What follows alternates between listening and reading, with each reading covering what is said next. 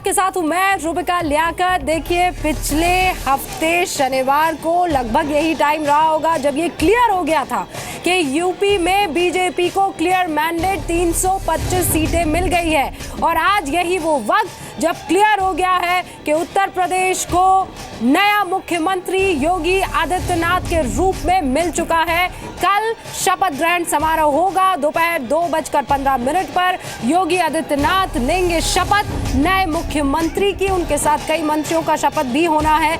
लेकिन अब बात इस बात को लेकर हो जाए कि प्रधानमंत्री नरेंद्र मोदी हो, अमित शाह हो या बीजेपी संसदीय बोर्ड के तमाम वो सदस्य क्या सोचा, इसके पीछे क्या रणनीति थी कि इस फैसले पर पहुंचे हैं, ये समझने के लिए खास मेहमानों का पैनल लगातार बना हुआ है और उनके पास जाऊं उससे पहले फिर याद दिला दूं आपको, कुछ घंटों पहले ही आपको जी न्यूज पर यह खबर हमने बता दी थी, लेकिन जिम्मेदारी के साथ बताई कि 99% हमें लगता है कि यही वो खबर है जिसका इंतजार आप लगातार सुबह से और कई दिनों से कर रहे हैं। लेकिन 1% हमने छोड़ा था आधिकारिक पुष्टि पर और अब वो भी हो चुकी है। योगी आदित्यनाथ अब यूपी के अगले सीएम होंगे। अब मैं जरा राकेश सिन्हा साहब आपका रुख करना चाहूंगी। तो आखिरकार संघ की चली गई सर, हिंदुत्ववादी एजेंडे पर बीजेपी कायम है, ये बात तो क्लियर हो गई है। देखिए, इस देश में राजनीति का जो डी हिंदुआइजेशन हुआ था, डी हिंदुआइजेशन का मतलब मैं किसी धर्म से नहीं ले रहा हूँ, जिस तरह से राजनीति को एक ऐसे स्तर पर ले जाया गया था जहाँ हिंदू होना अपराध बन गया था, हिंदू को द्वितीय श्रेणी का नागरिक समझा जा रहा था। भगवान राम के मंदिर पर भी आज राजीव त्यागी जी एक कटाक्ष के रूप में कहते बीजेपी को बनाना चाहिए, जिस पर सर्वसम्मति होनी चाहिए, जिसके ऊपर सभी राजनीतिक दलों में एक उत्साह होना चाहिए, उस पर वो कटाक्ष किया जा रहा है। इस देश की राजनीति कहाँ से कहाँ पहुँचा दिया गया था 60 साल में। आज वह राजनीति अपने रास्ते पर है, सर्वसमावेशी राजनीति की ये शुरुआत है। मैं कहता हूं जो भी मुख्यमंत्री हों, ऑफिशियल डिक्लेरेशन होना अभी बाकी है, जो भी मुख्यमंत्री होंगे उनके सामने दो बड़ी चुनौती होगी। उत्तर प्रदेश को जाति पंथ से ऊपर उठाकर, जिन लोगों ने जातीय पंथ के नाम पर विभाजित करके उत्तर प्रदेश को देखा, उससे ऊपर उठाकर विकास के रास्ते पर ले जाना, सांस्कृतिक राष्ट्रवादी के तत्वों को स्थापित करना, तीसरा उत्तर प्रदेश को एक विकास का मॉडल के रूप में स्थापित करना। जहाँ तक योगी जी की बात है, एक ऊर्जावान व्यक्ति हैं, ईमानदार हैं, प्रतिबद्ध हैं, बड़ा जनाधार है। यदि उनका चयन होता है, होता है, ये तो अभिनंदनीय होगा।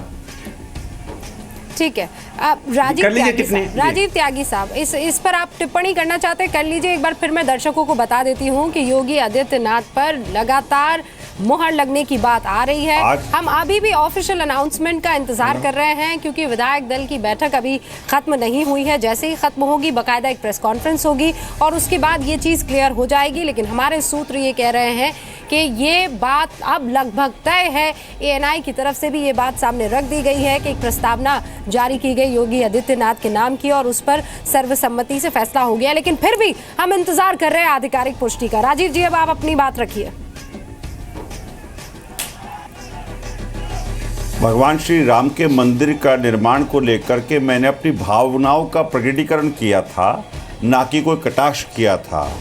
और मैं चाहता हूं कि हिंदुस्तान प्रेम पूर्वक रहे और कहीं कोई टकराव किसी मुद्दे पे ना रहे। जो मेरे मित्र राकेश सिन्हा जी ने जो कटाक्ष किया है, भारतीय जनता पार्टी इसीलिए जानी जाती है।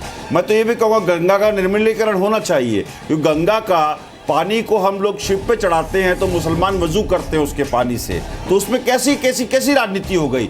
मैं तो कहूँगा कि बिल्कुल साफ शुद्ध होनी चाहिए गंगा, इसमें कहीं कोई दो राय नहीं है। लेकिन मैं ये भी कहना चाहूँगा कि सन 47 में अगर 213 करोड़ रुपए का बजट था देश का, आज 21,47,000 करोड़ रुपए का बजट है, तो 80% हिंदुओं ने फायदा लिया होगा। नौकरियां क्रिएट करी अगर मनमोहन सिंह की सरकार ने, किसानों का ऋण अगर माफ़ किया मनमोहन सिंह सरकार ने, बेहतर जीवन दिया अगर मनमोहन सिंह सरकार ने, तो 80% हिंदुओं का ही भला होगा। हम तुष्टीकरण की राजनीति नहीं करते, हम छदम हिंदुत्व की राजनीति नहीं करते, हम नारों पर राजनीति नहीं करते, हम भगवान राम के नाम पे राजनीति नहीं करते, हम गंगा मैया को राजनीति में नहीं लाते, हम भारत मैया को राजनीति में नहीं लाते। आप तुष्टीकरण करें, आपको मुबारक। हम तो चाहते हैं देश का विकास हो, रुबिका जी, आज का दिन ऐसा नहीं है कि मैं आप लोगों को कटाक्ष करूं। एक सेकंड राजीव जी, एक सेकंड। मैं कोई कटाक्ष नहीं करना चाहता है आप पे, मैं कोई कटाक्ष नहीं करना चाहता। मैं आपको बधाई देता हूं राकेश सिन्हा जी, वो आप ही कि पर आप लगा चुनी से है, चुन रहे हैं। वो आप ही पर लगा है। रुबिका जी, 30 सेकंड मुझे चाहिए को खुश करने, उनके अपीजमेंट देखिए, का मैं कांग्रेस पर लगातार लगता रुबिका है और जी, आप इससे दूर नहीं हो सकते। रुबिका जी, मैं राकेश जी, दो तथ्य रखना चाहूंगा, दो तथ्य रखना चाहूंगा। हमने सबको समान माना है, हमने कभी भी किसी की भावनाओं से खिलवाड़ नहीं किया है। दो तथ्य रखना हमने कभी भी चाहूंगा। भावनाओं से खिलवाड़ नहीं किया है। राकेश सिन्हा जी पूरी बहुत दुनिया विद्वान आश्चर्य व्यक्ति में पड़ गई। हैं। मैं इनसे एक सवाल पूरी पूछना दुनिया चाहता हूं, क्या आपको, अरे सुन तो लीजिए, क्या आपको संविधान की जानकारी नहीं? अरे पहले मेरी बात क्या सुन लीजिए, आपको देश सवाल की बाद में भावनाओं की पूछिएगा, जानकारी नहीं? क्या आपको कानून व्यवस्था की अरे पहले जानकारी नहीं? रुबिका जी, क्या देश में विकास होगा? रहने कहिए, मुझे 30 राजीव जी, सेकंड एक दीजिए। सेकंड आप सुन लीजिए, क्योंकि एक 80% सेकंड हिंदू सुन है देश में। लीजिए। अगर नौकरियों को सृजन होगा तो 80% नौजवान मैं दो तथ्य रखना चाहूंगा। नौकरी मिलेगी। एक सेकंड, हम लोग मैं तो देखिए, मैं बहुत इत्मीनान से खत्म एक दूसरे की हिंदू बात की सुन रहे हैं और राजीव कह रहे सुनिए, हैं। और इसलिए मैं राजीव जी, मेरे मित्र बुरा मान जाते हैं। हाँ, राजीव जी, एक सेकंड, राजीव जी, एक एक इसलिए बुरा मान अच्छा, जाते 30 हैं मेरे सेकंड। मित्र। देखिए, मैं कि दो ही बात इनके कहना छदम चाहूंगा। हिंदुत्व की पोल खोल देता हूं और हमेशा जो अरे, खरी खरी मैं बात बुरा नहीं कहता माना। हूं और खरी खरी बात कहता अच्छा, हूं। वो हो, नहीं, मैंने आज दो बात कटाक्ष नहीं सुन किया लीजिए, था। बस दो मैंने पंक्तियां कटाक्ष सुन नहीं लीजिए। किया था। आप देखिए, अपने शब्द को पूरी वापस दुनिया लीजिए। हैरत में पहले अपने अरे शब्द भाई, को वापस सुन- लीजिए राकेश जी, अगर आप मेरे मित्र हैं। अच्छा, आपने कटाक्ष नहीं किया तो आपका अभिनंदन। मैं वापस, आपने कटाक्ष नहीं किया तो आपका अभिनंदन। मैं मेरी दो बातें सुन लीजिए। पहली बात सुन लीजिए, पूरी दुनिया हैरत में रह गई जब भगवान राम को मिथ कहा गया एफिडेविट में यूपीए की सरकार का। दूसरा, जब मनमोहन सिंह ने कहा कि इस देश के रिसोर्सेज पे पहला अधिकार यूपी सरकार ने कोई एफिडेविट नहीं दिया का है, मजदूरों का है, सरकार ने किसानों कोई का है। एफिडेविट नहीं दिया। हास्य पर है। क्या एफिडेविट दोनों कॉपी आपके तथ्य पास? बताते हैं, दोनों तथ्य एफिडेविट बताते कॉपी हैं निकालिए। कि देश की राजनीति को मैं कहां से अनुमान कर कहां रहा ले हूं जाया आपसे। गया। मैं अनुमान उसी कर रहा राजनीति हूं का कि परिणाम है भगवान ओवैसी, भगवान उसी श्री राम राजनीति का के परिणाम मंदिर है के निर्माण को तुष्टीकरण लेकर की नीति पर सारी भारतीय पार्टियां जनता चल रही पार्टी हैं। पॉलिटिक्स न करे। सर, उत्तर प्रदेश के चुनाव ने राजीव हिंदू जी, हिंदू हम देश बहुत की राजनीति इत्मीनान के से एक दूसरे की बात डिहिंदुइजेशन राजीव जी, एक डिकंस्ट्रक्शन सेकंड, कर दिया है। एक सेकंड, आप जो बात कह डिकंस्ट्रक्शन रहे कर दिया है हैं, उसका राजीव जवाब जी, तो इससे लेना होगा। सीखिए। आप एक सेकंड। कांग्रेस से अलग नहीं हैं। राजीव त्यागी जी, आप कांग्रेस से अलग नहीं है, आप कांग्रेस के प्रवक्ता हैं। कांग्रेस का ऑफिशियल स्टैंड क्या है? भगवान राम के मंदिर का प्रस्ताव कांग्रेस वर्किंग कांग्रेस के कमेटी ला रही है होने के क्या? नाते मैंने अगर बात कोई गलत जिस कही हो तो प्रकार से बताइए। सोमनाथ मंदिर मैंने पर आपसे कांग्रेस ने कहा प्रस्ताव लाया अगर था, रोजगार का क्या सृजन कांग्रेस होगा तो भगवान राम के मंदिर के निर्माण का प्रस्ताव ला रही है क्या? महंगाई कम क्या होगी तो समाजवादी 80% पार्टी ला रही है क्या? मिलेगा। क्या अगर मुलायम सिंह सीमाओं आज भी पे- गर्व का अनुभव सीमाओं पे करेंगे कि जवानों 30 की शहादत कारसेवकों कम को उन्होंने होगी गोली से तो उड़ा दिया 80% हिंदुओं को लाभ था? होगा। क्या वे पत्रकार अगर- इस बात के लिए अगर लोगों सर, को मैं एक लगता है बात कि जानती 30 हूँ। कारसेवकों को एक मारा सेकंड, गया, आप तो दोनों को रोक मानवाधिकार रही का हूँ। मुद्दा उनके लिए नहीं था। मैं तो लाभ की बात मैं कर आप रहा हूँ, दोनों हानि को की रोक बात रही नहीं हूँ। कर रहा हूँ। राकेश सिन्हा साहब, प्रोफेसर सिन्हा, प्रोफेसर सिन्हा और राजीव त्यागी साहब, आज जो जनता है देश की, उसे सिर्फ एक चीज से मतलब है और वो है विकास। सर, विकास ना हिंदुत्व देखता है और ना मुसलमानियत देखता है। रोड बन रहा है तो वो एक हिंदू के लिए भी बन रहा है और वो एक मुसलमान के लिए भी बन रहा है। और यही बात मुझे याद आ रही है, योगी आदित्यनाथ ने भी कही थी, ये कही थी, लेकिन कंट्रोवर्शियल स्टेटमेंट देने के नाम पर योगी आदित्यनाथ बार बार कटघरे में खड़े हुए और इसीलिए इस मसले पर चर्चा करना जरूरी हो जाता है। नुपुर, पहले जवाब दे दीजिए जल्दी से। देखिए, फटाफट मैं एक बार मैं राजीव जी को याद दिलाना चाहती हूँ। बोल तो रहे हैं लेकिन मिथ कहा था, ये सब जगह साफ है, उनका एफिडेविट में क्या क्या हुआ था। लेकिन राजीव जी जरा इस चीज का जवाब दीजिए। आप दूसरों के ऊपर धर्म और जात पात की राजनीति, राजीव जी सुन लीजिए प्लीज, ये बहुत गलत बात है। राजीव जी मुझे पूरा कहने दीजिए, फिर आप कहिएगा। 2009 में आपके घोषणा कांग्रेस पार्टी के घोषणा पत्र में साफ लिखा गया था कि हम सिर्फ एक धर्म के लिए विकास करेंगे और खासतौर एक माइनॉरिटी कम्युनिटी का और मुसलमान धर्म, एक मुस्लिम कम्युनिटी का नाम दिया गया था। आपके प्रधानमंत्री मनमोहन सिंह साहब आके कहते हैं कि देश के नेशनल रिसोर्सेज पे, ये क्यों नहीं सुन रहे हैं? क्यों नहीं सुन रहे हैं? सर, चुनाव खत्म हो गए, राजीव जी, चुनाव खत्म हो गए हैं। अभी दूसरे राज्य में चुनाव लड़ने के लिए आपके पास बहुत टाइम है। हो जाइए सर, राजनीति यहाँ मत कीजिए, रुक जाइए। मेरी दो बात सुन लीजिए नुपुर प्लीज। जी, एक सेकंड, मेरे लखनऊ के दोनों गेस्ट आप मुझे बताइए कि मनमोहन सिंह ने ये क्यों कहा था कि हिंदुस्तान के नेशनल रिसोर्सेज पे मुसलमानों का पहला हक है। ये धर्म की राजनीति नहीं है तो क्या है? राजीव जी, प्रधानमंत्री मनमोहन सिंह ने ये क्यों कहा था? आप रुक जाइए, आप बोलेंगे तो मुझे अपनी आवाज ऊंची करनी पड़ेगी, आपको दूसरों की बात सुननी पड़ेगी, ये गलत बात है। सब आपकी सुने, आप किसी की ना सुने, ऐसी असही सुनता नहीं चलेगी। मेरी भी अभिव्यक्ति की आजादी है। अच्छा, अब आप दोनों राजीव जी, मेरी भी अभिव्यक्ति की आजादी है। अच्छा, अब आप दोनों रुक जाइए। मनमोहन सिंह जी ने क्यों कहा था कि पहला हक नेशनल रिसोर्स इसका मुसलमानों पे है? और अब देश के प्रधानमंत्री नरेंद्र मोदी है। हम जरा आगे की बात कर ले। राजीव जी, राजनीति आपने करी और अब सुनने को तैयार नहीं है। राजीव जी, आपको बस एक अपनी आवाज से प्यार है, बहुत प्रेम है आपको। ऐसे नहीं चलेगा सर। आप लोग इतना इत्मीनान से, सुकून से एक दूसरे की बात सुन रहे थे और जवाब दे रहे थे। कोई झूठ नहीं है। सॉरी, आप किसी की बात नहीं सुन रहे, कोई झूठ नहीं है। राजीव जी, आपका शब्द क्यों सुनूं मैं? मुझे आप दोनों की आवाज डाउन करनी है। आपकी असही सुनता है, आपकी असही सुनता है। हाँ, प्लीज नूपुर, आप रुक जाइए। मुझे लखनऊ जाना है, एक सेकंड, क्योंकि मेरे दोनों गेस्ट अब कुछ ही टाइम के लिए फिर वो चले जाएंगे। रामदत्त त्रिपाठी साहब, अब आगे आप क्या देख रहे हैं? और आगे देखे उससे पहले मुझे पीछे का भी थोड़ा मामला समझा दीजिए। क्या सोचकर उत्तर प्रदेश के सीएम के पद पर योगी आदित्यनाथ को बीजेपी ने बिठाया होगा? ये बड़ी जिम्मेदारी दी होगी। क्या चल रहा होगा जहन में जब ब्रेनस्टॉर्मिंग सेशन सर चल रहा होगा कि कौन हो मुख्यमंत्री? देखिए, इस चुनाव में मुख्य रूप से 3 धाराएं थी जो बीजेपी के चुनाव अभियान की। एक तो उन्होंने उत्तर प्रदेश में ये कहा कि कुशासन है, दूसरे ये कहा कि हम अच्छी सरकार देंगे, अच्छा राज देंगे, लोगों को रोजगार देंगे। आज ही टाइम्स ऑफ इंडिया अखबार में खबर है 60% इंजीनियर बेरोजगार हैं देश में। तो जो बेरोजगारों को इन्होंने वादा किया था, बिजली, पानी, सड़क, तो बहुत सारा वोट इस नाते इनको मिला। लेकिन इसके साथ ही साथ बीजेपी ने तमाम हिंदुत्व के अपने मुद्दे उठाए थे, चाहे वो राम मंदिर का हो या स्लॉटर हाउसेस को बंद करने का, कब्रिस्तान का।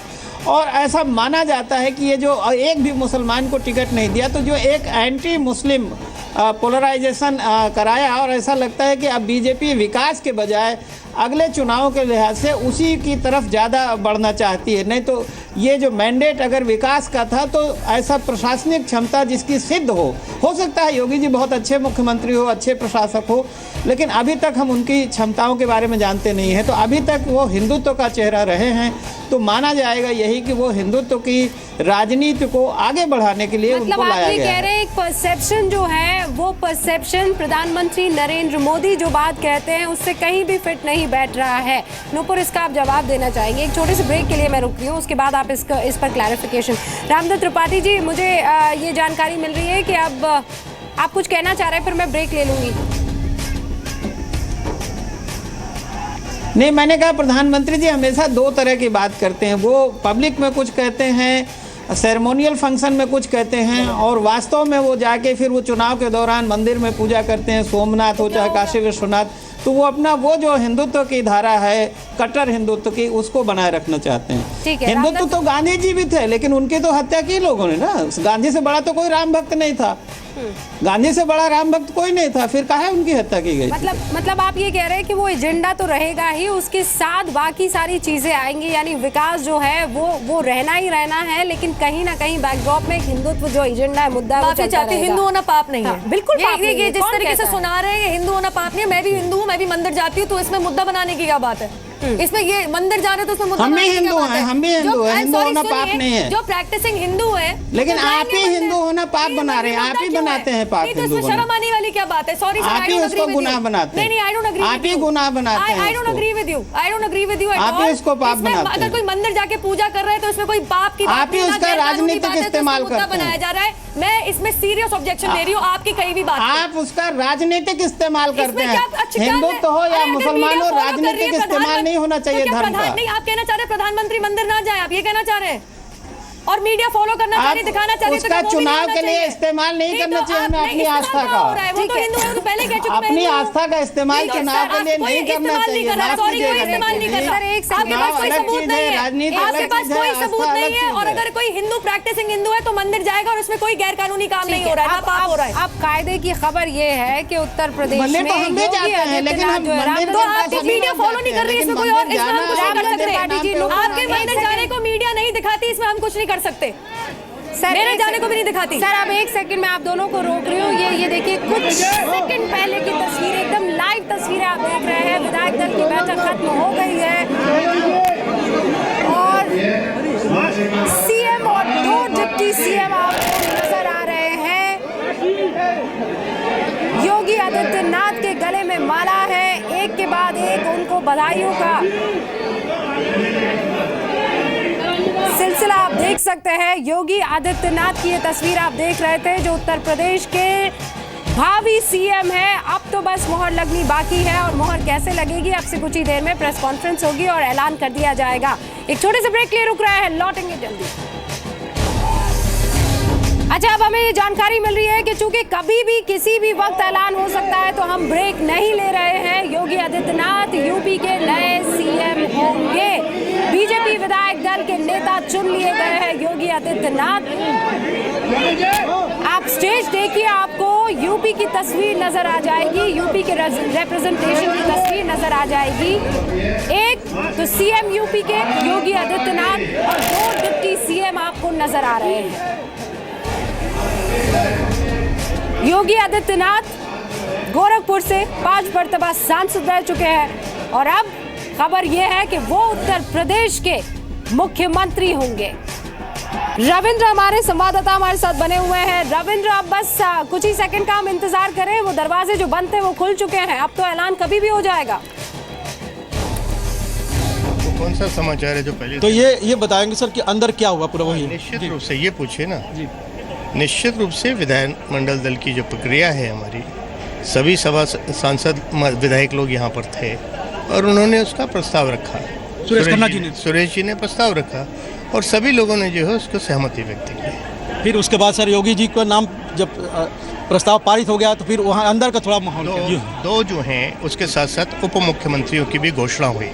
ऐसा योगी जी ने अपना प्रस्ताव रखा था, और योगी जी के प्रस्ताव पर माननीय वेंकैया जी ने जो है राष्ट्रीय अध्यक्ष जी से परमिशन लेते हुए 2 उप मुख्यमंत्रियों की भी घोषणा की है। प्रथम रूप से जो है वो वर्तमान के हमारे अध्यक्ष श्रीमान केशव प्रसाद जी मौर्य को दिया, और दूसरा नाम जो है वो वर्तमान के जो मेयर हैं हमारे दिनेश जी शर्मा, उनका नाम प्रस्तावित हुआ है, यानी इसके ऊपर सभी लोगों ने मुहर लगाई है। यानी योगी आदित्यनाथ नए मुख्यमंत्री, केशव प्रसाद मौर्य और दिनेश शर्मा जी ये नए उप मुख्यमंत्री होंगे। 2 ये कॉम्बिनेशन किस रूप में देखते हैं आप? जो ये पार्टी नेतृत्व ने जो सोचा है देश के विकास के लिए, उत्तम प्रदेश बनाने के लिए उन्होंने दिया है, और वो सबको मान्य है। शपथ कल होगी कितने बजे? निश्चित रूप से होगी 2:15 बजे जो है वो शपथ। 2:15 पे। कहाँ पर हो रही है शपथ? हुकूमत है कौन सी जगह, क्या ठीक है चलो। यानी योगी जो है राजेश अग्रवाल है, मैं मंत्री रहा हूँ, कैबिनेट मंत्री, डिप्टी स्पीकर रहा हूँ और 6ठी बार विधायक। चलिए, आपको बहुत बहुत बधाई सर। सुरेश खन्ना जी ने नाम का प्रस्ताव रखा और सभी विधायकों ने सर्वसम्मति से अपनी मोहर लगाई, उस पर हाथ उठाकर योगी आदित्यनाथ के नाम को अपनी मोहर लगाई सारे विधायकों ने। और इसके साथ ही योगी आदित्यनाथ जो नए नवनिर्वाचित मुख्यमंत्री बने हैं, उन्होंने अपनी तरफ से 2 नाम रखे। केशव प्रसाद मौर्य उप मुख्यमंत्री के लिए नंबर 1, और दूसरा दिनेश शर्मा उप मुख्यमंत्री के लिए दिनेश शर्मा। और दोनों नामों पर भी वेंकैया नायडू जो ऑब्जर्वर हैं, पार्टी अध्यक्ष अमित शाह से बात किए, उसका ऐलान किए और सभी विधायकों ने उसका समर्थन किया। रूबिका। रविंद्र, जिस बात की जानकारी जी न्यूज़ के दर्शकों को जी न्यूज़ ने दे दी थी, उसी बात पर अब मोहर लग गई है। रवि त्रिपाठी ने 2 घंटे पहले हमें ये बात ताल ठोक के कह दी थी कि देखिए योगी आदित्यनाथ ही अगले उत्तर प्रदेश के मुख्यमंत्री होने वाले हैं। सिर्फ यही नहीं, 2 डिप्टी सीएम कौन हो सकते हैं, इस नाम का भी ऐलान कर दिया गया था। जी न्यूज़ पर हमने आपको पहले ही बता दिया था कि केशव प्रसाद मौर्य और दिनेश शर्मा जो कि पूर्व मेयर है, वो हो सकते हैं डिप्टी सीएम। और ये बात 100% खरी और सच साबित हुई है। अब ये गारंटी के साथ हम कह सकते हैं, 100% गारंटी के साथ, कि यूपी के अगले सीएम योगी आदित्यनाथ होंगे। डिप्टी सीएम 2 होने वाले हैं, केशव प्रसाद मौर्य यूपी बीजेपी के अध्यक्ष और दिनेश शर्मा पूर्व मेयर। रवि, अब तो मिठाई आपको खिलाएंगे हम। आपकी खबर 100% जो है वो सच हुई है। बिल्कुल बिल्कुल, हम अभी दफ्तर जब लौटेंगे तो मिठाई खाएंगे। लेकिन एक अच्छी बात है जो आपको बताना चाहूँगा कि जहाँ मैं खड़ा हूँ उत्तराखंड में, ये योगी आदित्यनाथ का गृह क्षेत्र है। योगी आदित्यनाथ रहने वाले उत्तराखंड के हैं, यहीं गढ़वाल यूनिवर्सिटी से उन्होंने ग्रेजुएशन किया है।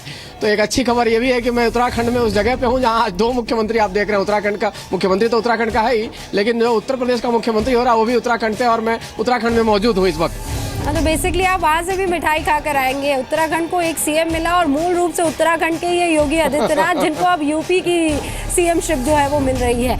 लेकिन इसके पीछे की गणित क्या रही होगी, आप बता सकते हैं क्या गणित रही होगी?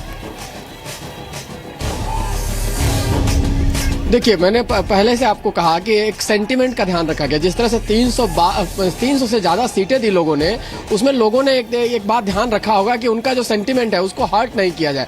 तो सेंटिमेंट आपने देखा कि किस आधार पर वोटिंग हुआ है। जो हिंदू की बात की जा रही है, प्रो हिंदू एक फेस है योगी आदित्यनाथ, जो कि गोरखपुर से लेकर अगर आप गाजियाबाद तक चर्चा करते, मैंने बार बार कहा, एक बात आपको बताया था कि पश्चिम के एक सांसद हैं जो मंत्री भी हैं, उनसे मेरी बातचीत में 4 महीने पहले पता चला था। उन्होंने साफ तौर में कहा था कि अगर सीएम हो तो योगी आदित्यनाथ, जिसको हम भी एक्सेप्ट करेंगे, हमें कोई दिक्कत नहीं होगी। तो कहीं ना कहीं एक भावना रही थी और ये जनता के साथ साथ नेताओं को भी पता चला, जो नेतृत्व होता है, चाहे अमित शाह के पास ये पहुंचा होगा, प्रधानमंत्री मोदी के पास पहुंचा होगा कि ये चीज है, जनता में फीलिंग है। बार बार मैंने कहा कि आपको जो परसेंटेज दिखाया जाता है कि मुख्यमंत्री के तौर पर अखिलेश यादव, क्योंकि रविंद्र वहीं पर मौजूद है जहां पर विधायक दल की बैठक खत्म हुई है अब से कुछ देर पहले। वहां पर विधायकों के आने का सिलसिला शुरू हो गया बाहर, वहां जाते हैं एक बार।